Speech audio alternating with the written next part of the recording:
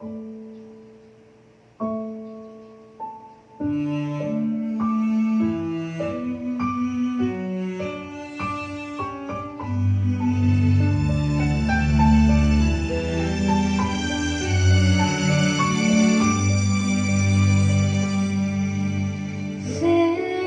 very moment right here and now begins the journey of my dreams on to forever, hand in hand with the one who matters most to me.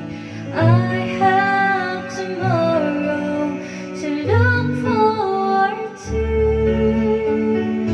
for God has given me you to heaven to hold,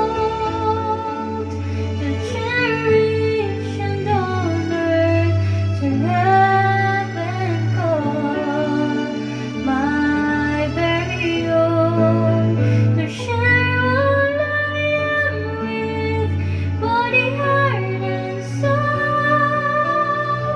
You are mine, 'cause I am yours, to heaven to hold.